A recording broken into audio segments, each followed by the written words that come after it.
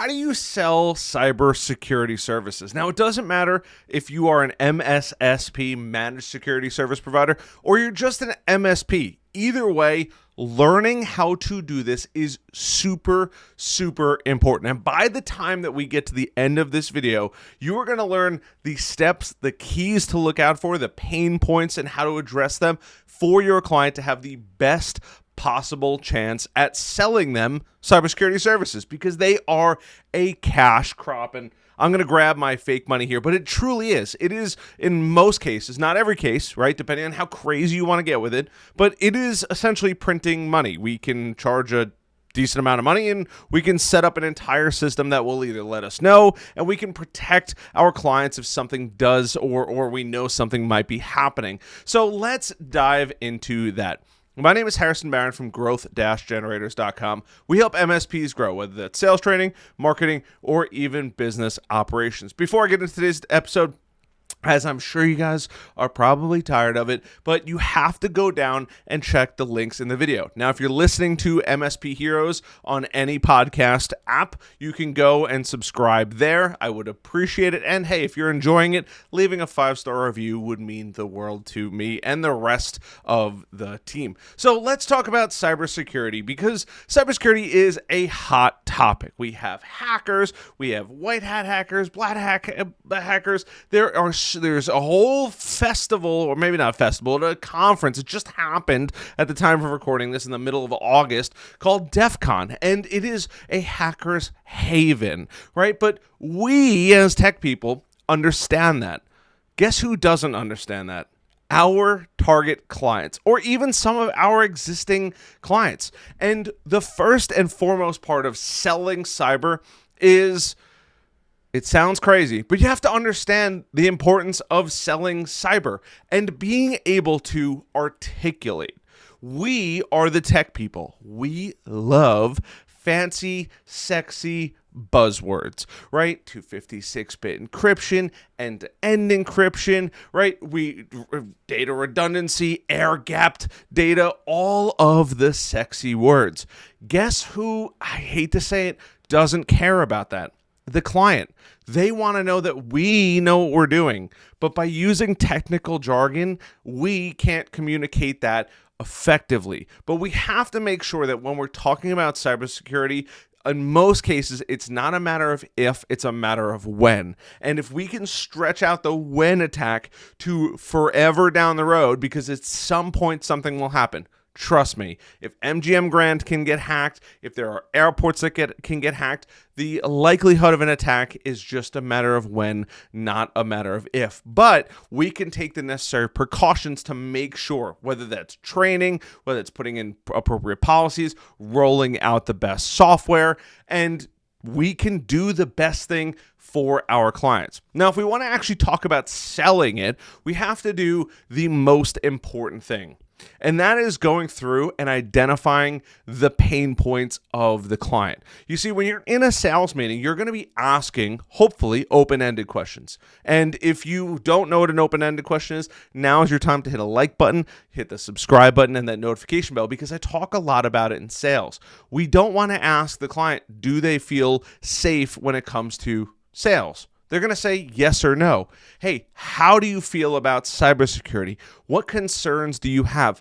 And let them ramble on. Now, my secret weapon, as some of you guys might already know, but is a water bottle, because you can ask a question and take a sip and let that sit there for a second.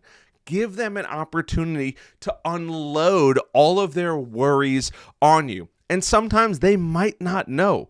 We, as the experts, have to be able to plant little seeds throughout the conversation that is going to help us get through.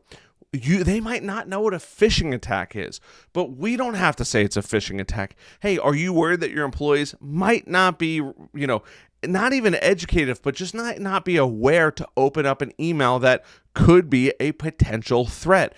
Or do you even know what ransomware actually is? And truth be told, most of the time we can say, hey, when was the last time you talked to your employees about basic password safety at the bare minimum, right? More than likely, they're going to respond back with Never. And that's normal. Take it in for a second, because that is the first step of selling cybersecurity. We have to plant the seeds and then make them realize that they may have a problem on their hands. Now, if you're in an MSP already, they're going to say, well, aren't you taking care of that? Of course we are. We're doing what we consider a great best practice. But just look, filling your car and doing an oil change is great best practices. But we could always take the next best precaution, right? And that could be adding the appropriate windshield wiper fluid, rotating your tires, changing out the brakes, and really being super proactive. And it's the same thing that comes to cybersecurity, but we have to convey that actually to the client or to the prospect, because it's not their job to know. It's their job to take the money out and pay us when we do a great job. And in this case, giving them actually peace of mind when it comes to all of these things. But we have to understand the pain points. Now, hopefully you talk to somebody, and I hope with like a fingers crossed it didn't actually happen, but more than likely somebody they know got hacked or something bad happened, or they read about it. Either way, they have been psychologically impacted to some degree or another. Once again, we got to plant those seeds and then make them realize, hey, this might be something we want to take a little more seriously. Now, on top of that, we also want to quantify that. We don't just want to make them realize that there's a potential opportunity. We want to attach numbers, or in this case, money, to that pain, to that issue. If we just say, hey, well, you could get a ransomware attack, they're going to say, well, that's great. What happened? Well, somebody locks down your computer and you might have to pay Bitcoin, or you might have to do something crazy. And a lot of this could be avoided if you just back it up. Well, they don't care. They don't want to be impacted. But if you say, hey, how much would it cost you if you couldn't operate your business for 24, 48, or 72 hours? But the catch is, all of your employees are already in the office and supposed to be working. It's not a weekend. This is going to happen on a Monday, a Tuesday, a Wednesday, heck, maybe even a Thursday. Then what? How much money is that actually going to cost you? So the first thing is, and some of the key points that we have to realize when we're selling cybersecurity is, first of all, being proactive. We as MSPs focus on being proactive, updating computers, making sure everything's patched, and really just going above and beyond and making sure the entire system works the way we want it to. And I leave that super open because you are going to manage your clients very differently than somebody else subscribing to this channel. That's number one. Number two is we have to talk about compliance, especially if you are in a compliance industry. What does that mean? HIPAA, FINRA, FDIC, the list goes on and on. You guys already know, and if you haven't seen the Alphabet Agencies video, you're going to want to go back, type it into YouTube, the Alphabet Club, Growth Generators, it'll come up. And while you're doing that and thinking about that, maybe hit that like button, subscribe button, notification bell, because I know you might have skipped that. And by the way, if you're finding this valuable, please let me know down in the comments. It helps tremendously when I decide what next video to make. Next is going to be business continuity. Now, that is a super fancy word for minimizing downtime. And if there was an incident, right, because we already said it's not a matter of if, it's a matter of when, how fast can we get the business up and running? It's a serious question. You have to ask yourself, and you also have to relay that to the clients. See, they don't understand that we have the ability to back up data, make basically a carbon copy, use that because that's what people know, a carbon copy. And if something happens, we basically take it down, destroy what's there, and refresh it from our carbon copy the night before. So we're only losing maybe a day's worth of data.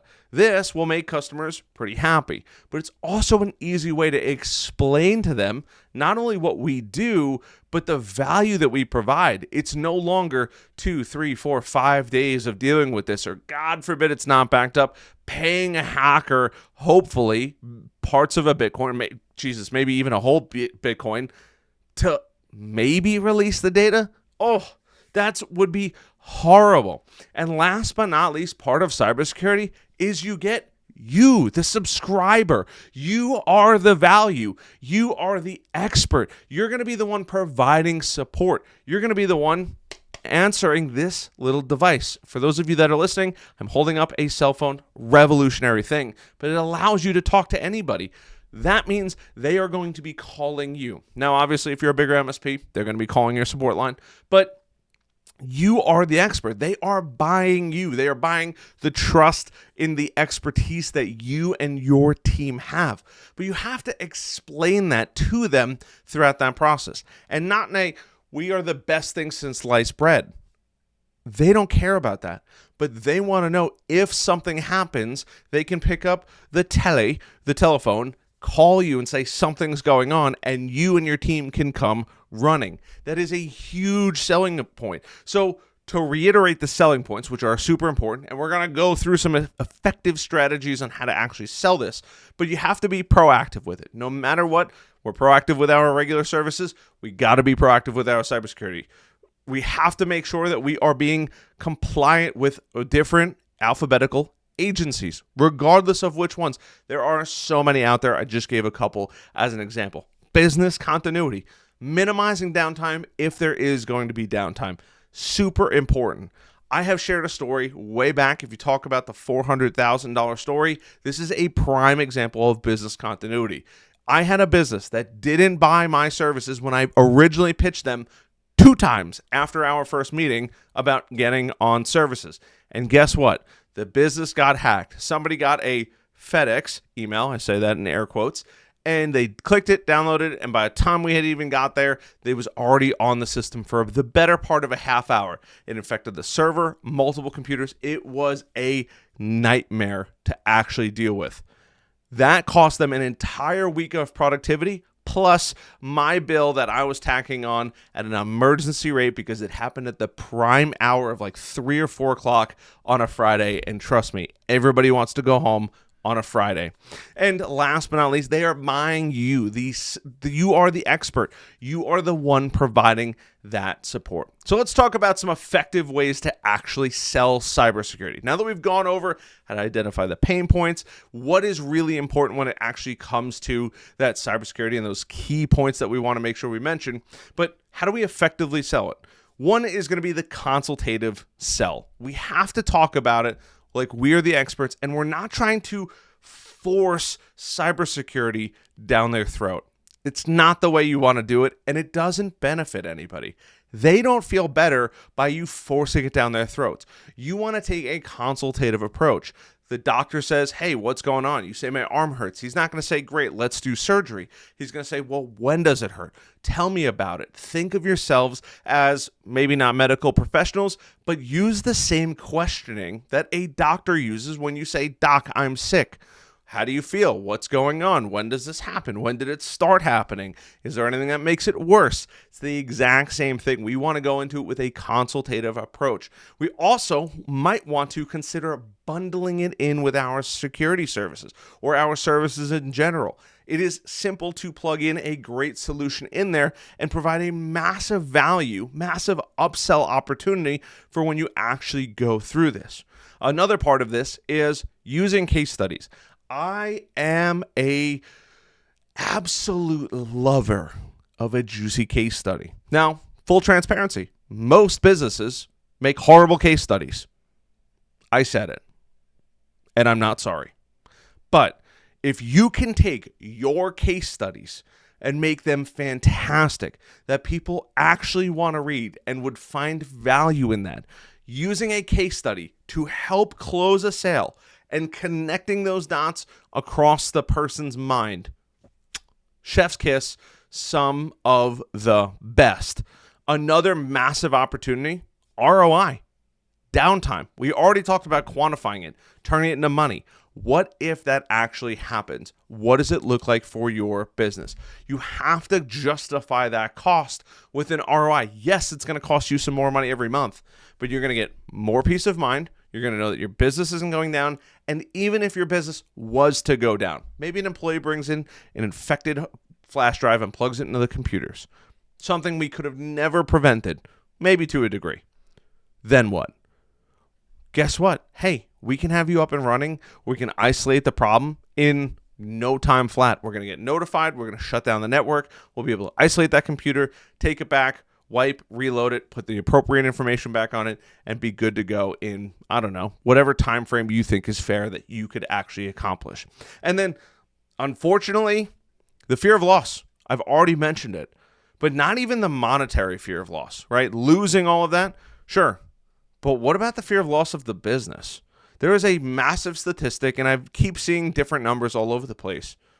But what if, hey, most businesses go out of business within 5 years of getting a cybersecurity attack. And not only that, a lot of businesses actually are legally required to mention and tell their customers they had a cybersecurity incident. Depending on the industry, don't quote me on the exact, but depending on the industry, yeah, HIPAA's one of them. Ouch. Pretty big, pretty important. That fear of having to say, hey, I hate to be the bearer of bad news, but you got a cybersecurity incident legally? Yeah, we have to actually go tell people. That one hurts a lot. We're talking about putting salt in a wound here, and not a great conversation to have, but it's reality. And avoiding that is not doing anybody any favors. Now, over the course of the sale, you are going to have different objections. You need to take your knowledge so far and be able to apply it and understand the objection they're going to have. Is it expensive? Of course it's expensive. What about you not being able to run your business for a week? Is that more expensive? Is it potentially worth, I don't know, going out of business in the next couple of years? Is that more expensive? You can ask these questions and rebuttal their objections. What's so expensive about it? I don't think it's that expensive. I mean, I wouldn't want to turn my business off for a week and then pay my team on top of that. That doesn't seem, maybe your numbers don't seem all that expensive all of a sudden. You have to make sure that you're listening to the objective, understand what they're actually talking about, and then use what you've learned in this video to not only crush that objection, but move closer to closing that sale. And little golden nugget, if you've made it this far, you still have to ask for the sale. No matter how good we are through the entire process of going through this and you learning how to sell cybersecurity, you still got to ask for the sale. Hey, based on everything that you've seen, does it make sense to move forward today? Stop talking. Let them figure that out for themselves. You've given them all the information. You've given them what they need to know. You've hopefully quantified it to a dollar amount, but also a stress level, a nuisance level to them. Let them now decide to say, hey, this is something I want to move forward with, or, you know what, I know the risk I'm willing to take, and I'm not going to sign. But they have to make that. Don't be pushy. Nobody likes a pushy salesperson. You give them the information, you address all their questions, and you let them make the sale. But if you know deep down, which I hope you do, that you are genuinely providing the best service possible, you want to make sure that you connect with them on an emotional level, showing that you really care. Because the MSP that cares the most about their client, or MSSP that cares the absolute most about their client, is going to be the one that wins most of the deals. I hope you've enjoyed this video. If you've learned something, please leave a comment down below. It gets me super excited. Even if you just say, Harrison, never thought about it like this. Or, Harrison, you're still balding. Harrison, you look like Mr. Clean. I'll take all of those. I appreciate that, Getty, for watching these videos. And I will see you guys on the next one.